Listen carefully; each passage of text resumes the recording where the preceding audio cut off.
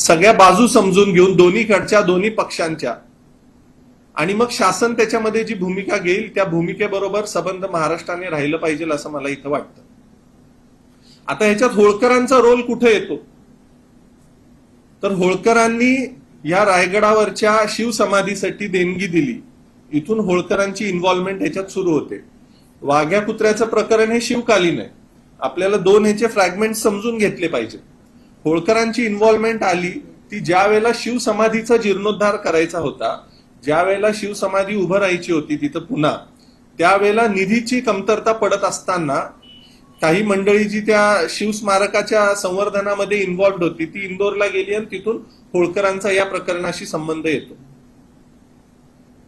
मग आता होळकरांचा संबंध येतो म्हणून त्या स्मारकाबरोबर आमच्या समाजाच्या भावना जुडलेल्या आहेत, आणि कुठल्याही समाजाची भावना असताना त्या भावनेचा अनादर करून काही लोक जर त्याच्या विरोधात स्टेटमेंट्स देत असतील तर हे खपवून घेतलं जाणार नाही.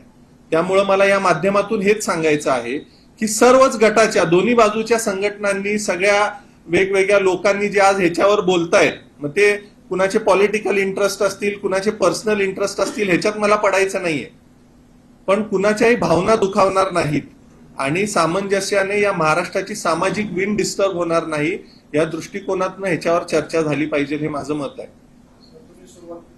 2 मिनिटं. दुसरी अशी महत्वाची बाजू याच्यात आहे की काल एका पत्रकार परिषदेमध्ये एका माणसाने सांगितलं की होळकर हे इंग्रजांना घाबरत होते. मी ऐकलं एका प्रेसमध्ये. त्यांना मला हेच सांगायचं आहे की भारतामध्ये सगळ्यात शेवटपर्यंत इंग्रजांच्या विरोधात जरी कोणी लढा दिला असेल तर ते महाराजा यशवंतराव होळकर होते.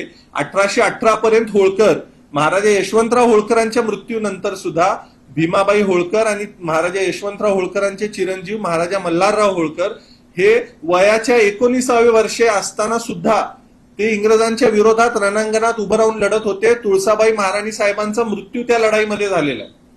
सेटलमेंट करून होळकरांनी इंग्रजांच्या बरोबर कधी तह केलेला नाही, आणि होळकर इंग्रजांना घाबरतात हे जे तुमचं वक्तव्य आहे ते ज्यांनी कुणी केलंय त्याला मला विचारायचंय तुमचा इतिहासाचा अभ्यास किती आहे हे बघावं लागेल.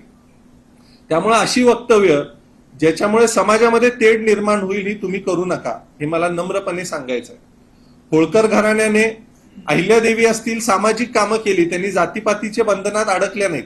सगळ्यांसाठी घाट बांधले, विहिरी बांधल्या, बारवा बांधल्या, सगळ्या समाजासाठी केलं ना, कुठल्या एकट्या समाजासाठी केलं नाही. मल्हारराव होळकरांनी अटकेपार झेंडे लावले. सुभेदार तुकोजीराव होळकरांची समाधी इथं पुण्यात आहे, मागं तोही विषय आपण घेतला होता. त्याची आज काय अवस्था आहे? शासन म्हणतं आम्ही अटकेपार झेंडे लावले महाराष्ट्राने, पण ज्याने प्रत्यक्षात लावले त्याची समाधीची आज काय अवस्था? महाराजा यशवंतराव होळकर, छत्रपती संभाजी महाराजांनी काल काही विषय मांडले. मला या माध्यमातून आपल्याला हे सांगायचं आहे की सातारचे छत्रपती ज्यावेळेला अजिंक्य तारा किल्ल्यावर कैद होते त्यावेळेला त्यांना सोडवण्यासाठी महाराजा यशवंतराव होळकरांनी पुढाकार घेतलेला होता. होळकर घराणे